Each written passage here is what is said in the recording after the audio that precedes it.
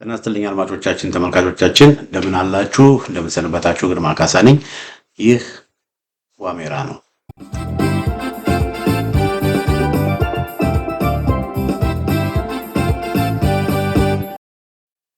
በዛሬው የዋሜራ መርሃ ግብራችን አንድ ክስተት፣ መልካም ክስተት አጋራችኋለሁ። የአማራ ፋኖ ብሔራዊ ንቅናቄ የሚባል ፋኖች የፋኖ አደረጃጆችን በሙሉ በአንድ ላይ ያደረገ አንድ ድርጅት መስረቱ ያው ሁላችንም የሰማነው ሁላችንም የሚያስደሰተ ጉዳይ ነው። ይሄ ድርጅት በሚመሰረትበት ጊዜ ያው ድርጅቱ አንዳንድ ክፍተቶች፣ አንዳንድ ማሟላት ያለባቸው ነገሮች ሁሉ እንዳሉ የሚታወቅ ነው። ያው ግን ነገር ግን ቤት ተሰርቷል። ቤት ከተሰራ አሁን ቤቱን ማጠናከር፣ ቤቱ የበለጠ በጥሩ አለት ላይ እንዲመሰረት ማድረግ፣ ጠንካራ እንዲሆን ማድረግ፣ እዛ ላይ መረባረብ አለብን የሚል አስተያየቶች ከሁሉም አቅጣጫዎች ይሰማሉ።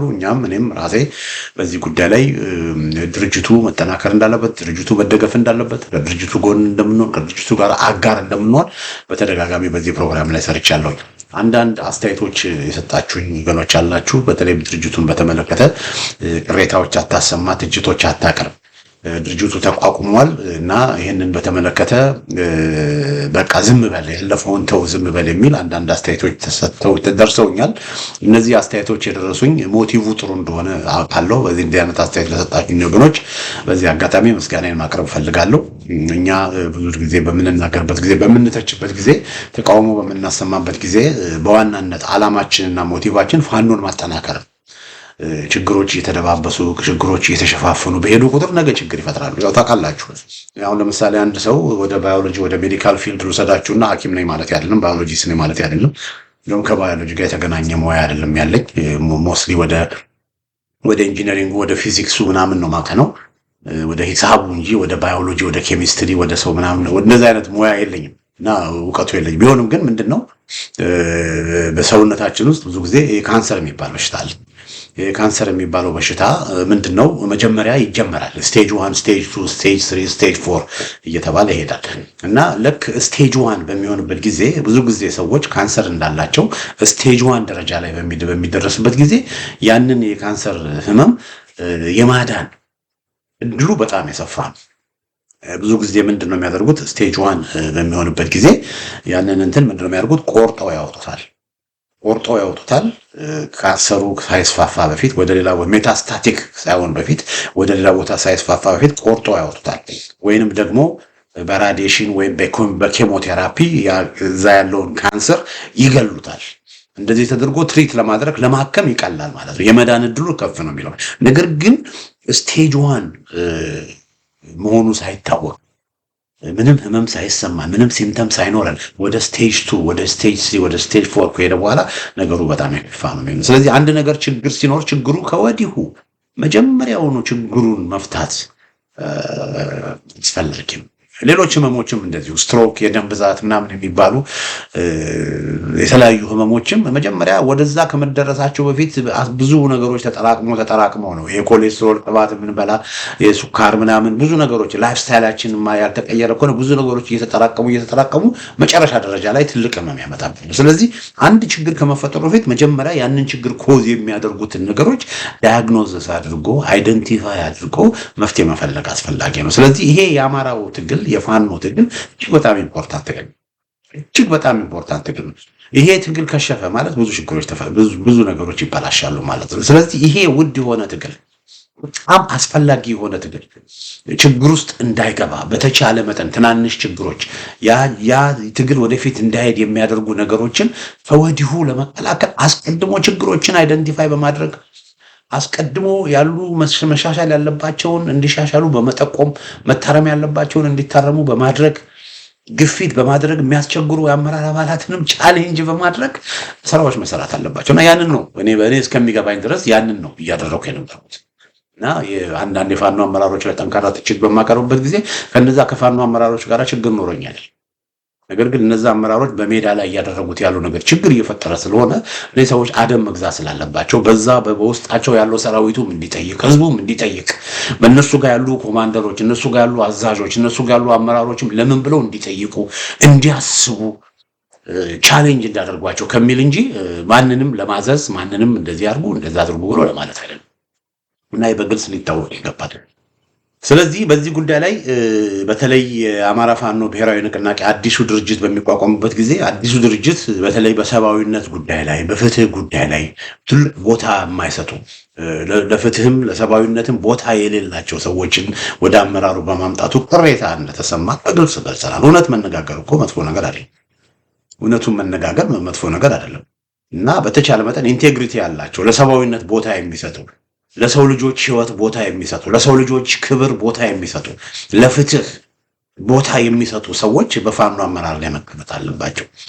ከዚህ በፊት በነበሯቸው አመራርና በነበራቸው ኃላፊነት የሰብአዊ መብት ጥሰት ሰዎችን ሲረሽኑ፣ ሰዎችን ሲገድሉ፣ ሲያስገድሉ የነበሩ በንጹሃን ዜጎች ላይ የርሸና ተግባር ሲደረግ ደብረ ኤልያስ እንዳየ ነው። የርሸና ተግባር ሲደረግ ያንን እንደ ትክክል አድርገው በሚዲያ የሚናገሩ ሰዎች፣ ለፍትህ ቦታ የሌላቸው ለሰብአዊነት ቦታ የሌላቸው ሰዎች በፋኖ ውስጥ አመራር ቢሆኑ ሎንግ ዘ ላይን በሂደት ችግር ሊፈጥሩ ይችላሉ በሚል ጥንቃቄ እንዲደረግ ሞግተናል።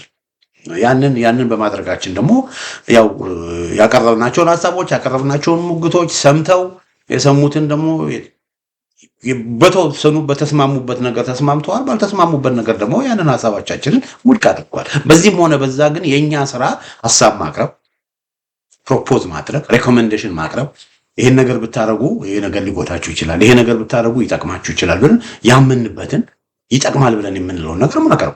ከዛ ባለፈ ሌላ ምንም ስልጣን የለንም። እኔ ግርማ ካሳ ውጭ ሀገር ነው የሚኖረው። ላለፉት 30 ምናምን ዓመታት በውጭ ሀገር ነው ስኖር የነበረው። ወያኔ በገባች በአመቱ ነው እኔ ሀገር ለቅቄ የወጣሁት። ምንም ስልጣንም ቢዝነስም ምንም ነገር ኢትዮጵያ የለኝም። አሜሪካ ነገር ጥሩ ኑሮ የምኖር ሰው ነኝ እና የምንጮኸው የምንናገረው በዋናነት እኔ አሜሪካን ሀገር መጥቼ ጥሩ ኑሮ እየኖርኩ ነው። ነገር ግን እኔ ይሄን ጊዜ አገር ቤት በሆን ኖሮ አንዱ የምታሰረው ነው የነበረው፣ አንዱ የምፈናቀለው ነው የነበረው፣ አንዱ የምገደለው ነው የነበረው። ስለዚህ የመጣሁበትን ቦታ መርሳት የለብኝም። ለትልቅ ደረጃ ያደረሰችኝን አገር መርሳት የለብኝም። ለትልቅ ደረጃ ያደረሰኝን ህዝብ መርሳት የለብኝም። ምንም ቢሆን ኤሌመንተሪ ስኩል የተማርኩት ኢትዮጵያ ነው። ሃይስኩል የተማርኩት ኢትዮጵያ ነው። ዩኒቨርሲቲ የጨረስኩት ኢትዮጵያ ነው። በ20 ምናምን ዓመቴ ነው እዚህ ሀገር የመጣሁት። ለ20 ምናምን ዓመት ከልጅነቴ ጀምሮ ያሳደገችኝ ሀገሬ ናት፣ ኢትዮጵያ ናት።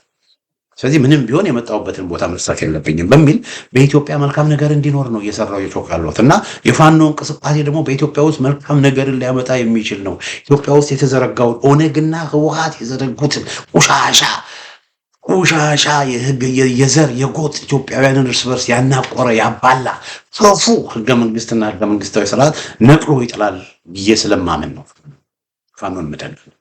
ስለዚህ ይሄ የከበረ እንቅስቃሴ ይሄ የከበረ ትግል በማይረቡ ሰዎች ገደል ውስጥ መግባት ስለሌለበት ሁላችንም ተጠንቅቀን እንደ ወርቅ እንደ እንቁ ተጠንቅቀን ልንይዘው የሚገባ እንቅስቃሴ ስለሆነ ይሄ የዚህ እንቅስቃሴ ጉዳይ ግድ ስለሚለን ነው እና በዛ ሞቲቭ ያ ሌላ ምንም ሞቲቭ ኖሮ ያ እና በዚህ ጉዳይ ላይ በተለይ የፋኖ መሪ ነን የሚሉ ሰዎች እነ ሻለቃ መከታው ማሞ እነ እስክንድር ነጋ በሸዋ ውስጥ አፋህዶች በርካታ የሌሎች የፋኖ አደረጃጀቶችን ፋኖች አስረው እያሰቃዩ እንደሆነ የተወሰኑትንም እንደረሸኑ በመግለጽ ይሄ ነገር ድርጊት እንዲቆም በዚህ ሚዲያ ላይ ብዙ ግፊት ስናደርግ እንደነበረ ሁላችሁም የምታውቁት ነው።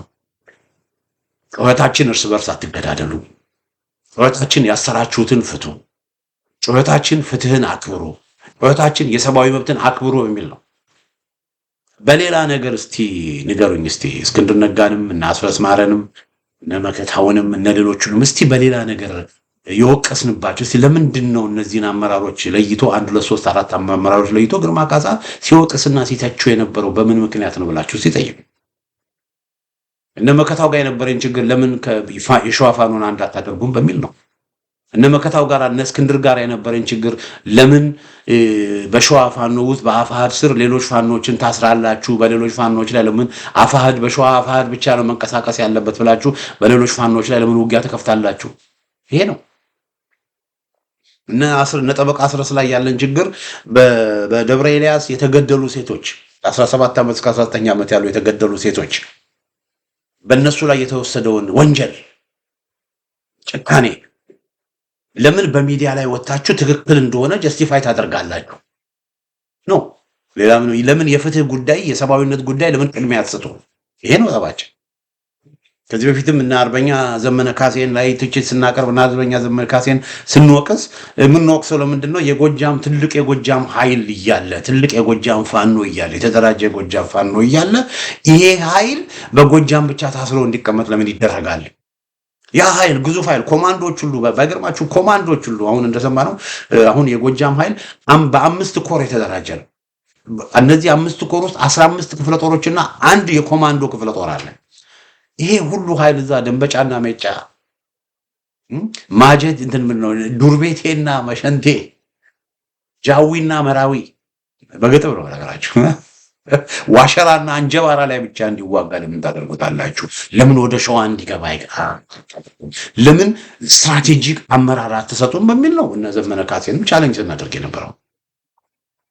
ዘመነ ካሴ የህዝባዊ እምቢተኝነት በሚልበት ጊዜ ምን አንተ ጀዋር ነህ፣ አንተ ልደቱ ነህ፣ ምን አገባ ስለ እምቢታዊ? አንተ የትጥቅ ትግል የሚያራምድ የፋኖ መሪ ነህ፣ ስራ ላይ ለምን አታተኩርም እያልን ነው ቻሌንጅ ያደረግነው እንጂ ሌላ ምን ያደረግነው ነገር አለ?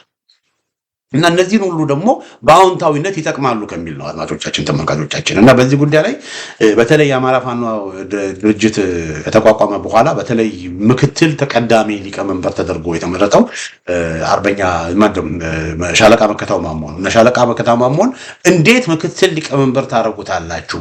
በስሩ በመቶዎች የሚቆጠሩ ፋኖችን አስሮ እንዴት ምክትል ሊቀመንበር ታደርጋላችሁ? በሚል ብዙዎቻችን ደስተኞች ነበር። እስረኞች ሳይፈቱ እንዴት ይሄ ይሆናል በሚል ብዙዎቻችን ደስተኞች አልነበር። ስለዚህ ይሄንን ጉዳይ ይሄንን የፍትህ ጉዳይ ይሄን የሰብአዊነት ጉዳይ ትኩረት ሰጥተን አዲሱ ድርጅት በዚህ ጉዳይ ላይ እልባት እንዲሰጥ ጠይቀናል። በተለይ በዚህ ፕሮግራም ላይ አንደኛ የአማራ ፋኖ ብሔራዊ ንቅናቄ አዲሱ ድርጅት አንድ ማድረግ ያለበት ነገር ቢኖር አንደኛ የታሰሩ የፋኖ እስረኞች በፋኖ አመራሮች የታሰሩ የፋኖ እስረኞች ወንጀል የፈጸሙ የፋኖ እስረኞችን አይደለም አመራሮችን ቻሌንጅ ስላደረጉ አፋሃድልን ቻሌንጅ ስላደረጉ እስክንድር ነጋን ቻሌንጅ ስላደረጉ እና አስራት ማርያን ቻሌንጅ ስላደረጉ የፋኖ አመራሮች የሚሰሩትን አንዳንድ ስህተቶች የተቃወሙ ይሄ ትክክል አይደለም ብሎ ያሉ በሐሳብ ለመሞገት የሞከሩ እንዴት እኛን ትናገራላችሁ በሚል ዲክታቶሪያላዊ የሆነ ሁኔታ በግፍ የታሰሩ ፋኖች መፈታት አለባቸው። ይሄ እንዲፈቱ የአማራ ፋኖ ብሔራዊ ኃይል ቀዳሚ ስራው አድርጎ መንቀሳቀስ አለበት የሚል ጥሪ ያቀርባል። ይህን ጥሪ በማቅረባችን ድርጅቱን ለመጉዳት አይደለም፣ ድርጅቱን ለመጥፋት ለምን ይሄንን ነገር በማድረጉ ድርጅቱ ይጠቀማል እንጂ ድርጅቱ አይጎዳም። እና ያን አስከትሎ አድማጮቻችን ተመልካቾቻችን መልካም ዜና ነግራቸዋለሁ። እዚህ ጋር የምታዩዋቸው ሁለት ወንድሞች የበነ ሻለቃ መከታው ማሞ ለረጅም ጊዜ ከዓመት በላይ የታሰሩ ናቸው። በጣም የተሰቃዩ ናቸው። አንዱ ጥምጥም ያደረገው መቶ አለቃ ልመንህ ሻወል ይባላል። መቶ አለቃ ልመንህ ሻወል የኢንጂነር ደሳለኝ ምክትል የነበረ የአማራ ፋኖ በሸዋ ይባል የነበረው ምክትል መሪ የነበረ ሰው ነው። ከቀሰም ከሀገረ ማርያም አካባቢ የመጣ ሰው ነው። እሱን አስረውት ለአንድ ዓመት ከምናምን በላይ ሲያሰቃዩት ነበረ። አብሮት ደግሞ የነበረው ጎፈሪያሙ ደግሞ የነበረው እንደዚሁ የአማራ ፋኖ በሸዋ አሁን የአማራ ፋኖ አሳምነው እዚህ ሆነው የከፍተኛ አመራር አባል ነው። ምን ኃላፊነት እንደነበረ ያሲን የአደረጃጀት ጉዳይ ኃላፊ ነበር መሰለኝ እና በጣም ትልቅ ፖዚሽን የነበረው በጣም የሚከበር በጣም የሚወደድ በጣም ዳይናሚክ የሆነ ሰው ነው። መምህር ነው እና መምህር ዳዊት ቀጸላ እሱንም አስረውት ሲያሰቃዩት ነበር እና እነዚህ ሁለቱን እና ሌሎች በርካታ ፋኖችን እንዲፈቱ ብዙ ጊዜ ለረጅም ጊዜ ጥያቄ ስናቀርብ ነበር። ለረጅም ጊዜ ግፊት ለረጅም ጊዜ እነ መከታውን እነ እስክንድርን ቻሌንጅ ስናደርግ ነበር፣ ስንቃወም ነበር። እናንተ ፋኖ ሳይሆን የፋኖ አሳሪዎች ናቸው እያል ስንቃወማቸው ነበር። በጣም ብዙ ግፊት ስናደርግ ነበር እና ጋሽ ነፍሳቸውን ይማር ጋሽ ተስፋዬ መካሻውንም እንደዚሁ እንዲፈቱ ግፊት ስናደርግ ነበር። የሚያሳዝነው ግን ጋሽ ተስፋዬ መካሻው በእስር ቤት እያሉ በድሮን ጥቃት ይሞታሉ ማለት ነው። በነመከታው ማሞ እነ እስክንድር ነጋ አስገደሏቸው ማለት ነው። እና ግን ቢሆንም በቃ ያለፈው አልፏል። ብቻም ላለፈው ነገር እግዚአብሔር ፍርዱን ይሰጣል። ነገር ግን አሁን በእስር ቤት ያሉት ግን መፈታት አለባቸው ብለን አዲሱ ድርጅት ከተቋቋመ በኋላ የአማራ ፋኖ ብሔራዊ ኃይል ንቅናቄ ከተቋቋመ በኋላ እነዚህ የታሰሩ ሰዎች መፈታት አለባቸው የሚል ጥያቄ ስናቀርብ ነበር። እና አድማጮቻችን ተመልካቾቻችን ይህንን ሪፖርት ሳቀርብ በደስታ ነው። ዛሬ ሸዋ ደውዬ ነበረ። ሸዋ ደውዬ ፋኖች አካባቢ ደውዬ የአማራ ፋኖ አሳምነው እዛ አንዳንድ አመራሮች ጋር ደውዬ ነበረ። በደረሰኝ መረጃ እነዚህ ሁለት ወንድሞች መቶ አለቃ ልመንህ ሻውል እንደዚሁም ደግሞ መምህር ዳዊት ጸላ ከነ መከታው ማሞ እስር ተለቀው ከእስር ወጥተው እነ መከታው ማሞ እነዚህን ሰዎች ፈተው ከወንድሞቻቸው ጋር ተቀላቅለዋል። እና አዲሱ የፋኖ ድርጅት እንግዲህ ከጅምሩ የሰራው አንድ ጥሩ ስራ ቢኖር ይሄ ነው። ጥሩ ስራ ቢኖር ይሄ ነው። መናገራችን እንግዲህ ጥቅሙ ይሄ ነው ወገኖቼ። እና አዲሱ አመራር አዲሱ የአማራ ፋኖ ብሔራዊ ንቅናቄ የታሰሩ ፋኖችን የማስፈታትም በተለያየ ምክንያት በልዩነት በተለያየ ምክንያት የታሰሩ ፋኖችን የማስፈታት በፋኖችና በፋኖች መካከል መቀራረብ እርቅ እንዲመጣ የማድረግ ስራ ተጀምሯል። አንድነት ማለት ወገኖቼ ድርጅት ማቋቋም አይደለም። አንድነት ማለት የሐሳብ የመተማመን የጓድነት አንድነት የሚያስፈልጋል እና ይሄ የጓድነት የመተማመን አንድነት እንዲኖር በተለይም ደግሞ በሸዋ ጠቅላይ ግዛትና እስክንድር ነጋና እነ መከታው ማሞ የአፋብኃ አሳምነው ፋኖችን አስረው የተወሰኑትም ገለው ብዙ ነገር ስለሆነ መቃቃር ስለመጣ አንዱ የነዚህ ወገኖች መፈታት ያንን መቃቃር ምን የሚያደርግ ነው ማለት ነው የሚያለዝብ እና በዚህ ጉዳይ ላይ አዲሱ የፋኖ ድርጅት ከጅምሩ ጥሩ ስራ ሰርቷል። በዚህ አጋጣሚ ለሆነው ነገር እነዚህ ወገኖች እንዲፈቱ ጥረት ላደረጉ ሁሉ ያለኝን ምስጋናና አክብሮት በዚህ አጋጣሚ መግለጽ እወዳለሁኝ እና ጥሩ ነገር ነው የተደረገው። እነ መከታው ማሞም የረፈደ ቢሆንም በዚህ ጊዜ የህዝብን ጥያቄ ሰምተው